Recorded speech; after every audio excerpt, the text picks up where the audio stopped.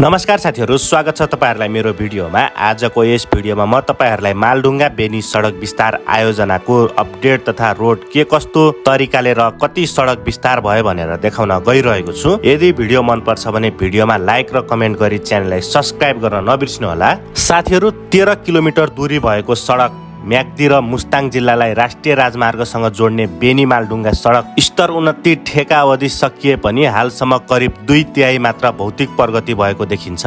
गण्डकी प्रदेशको जीवनरेखा मानिने काली गण्डकी करिडोर योजना अन्तर्गत कुस्मा नगरपालिका 1 को मालढुङ्गा हुँदै पर्वत जिल्लाको जलजला नगरपालिका 3, 4, 7 र 8 वडालाई जोड्दै म्याग्दीको सदरमुकाम बेनीसम्म सडक कालोपत्रे गर्ने योजना रहेको छ। हालसम्म बेनी मालढुङ्गा आयोजनाको भौतिक प्रगति करिब 70% मात्र भएको देखिन्छ। सन् 2021 को मार्च महिनामा बेनी जोमसोम कोराला सडक आयोजना 13 किलोमिटर लामो बेनी मालढुङ्गा सडकलाई 11 मिटर चौडा बनाउने र DBSD प्रविधि प्रयोग गरी कालोपत्रे गर्ने सम्झौता भएको थियो, जसको लागत 52 करोड 86 लाख रुपियाँ रहेको छ।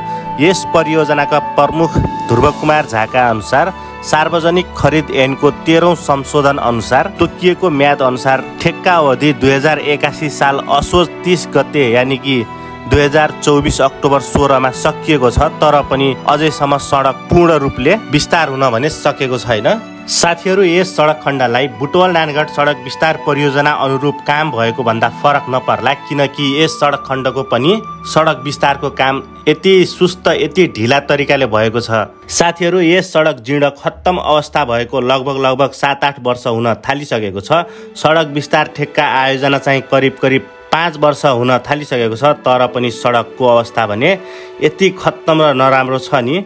15 किलोमिटर दूरी पार गर्नको लागि करिब 40 देखि 50 मिनटसम्म लाग्ने गर्दछ। सडक खत्तम भएको कारण यस सडक खण्डमा दिनहुँ सानो जाम लागिरहन्छ।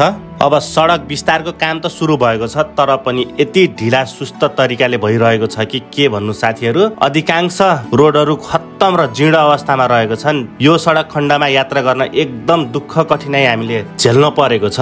सडक विस्तार गर्ने निकायहरू कानमा तेल हाली चुप्प लाएर बसेका छन्। करिब 5 वर्ष भइसक्यो यो सडक खण्ड खत्तम भएको त लगभग धेरै नै वर्ष भइसक्यो, तर ठेक्का सम्झौता भएदेखि करिब काम हुन थालेको 4-5 वर्ष हुन थालिसकेको छ। तै पनि सडक खण्ड यति खत्तम छ, यति नराम्रो छ कि ती सडक विस्तार गर्ने सरकारी निकायहरू, ठेक्का लिने ठेकेदारहरू र यसमा काम गर्ने निकायहरूले चाहिँ खासै राम्रोसँग काम गरेको देखिँदैन। यहाँका अब ठुला मन्त्री, सांसद, मेयर, उपमेयर, वडा अध्यक्ष र इत्यादि सरकारी निकायहरू किन चुप्प लाएर बसेका हुन्। यहाँका जनता पनि कस्ता हुन्। सडक अब नबनेको यत्रो भइसक्यो, तै पनि खासै यहाँनिर सडक विस्तारको लागि केही पहल भएको नै देखिँदैन। यहाँको जनता नै यति मूर्ख छन् कि के भन्नु है। अब सडक विस्तार गर्न केही त पहल गर्नुपर्छ।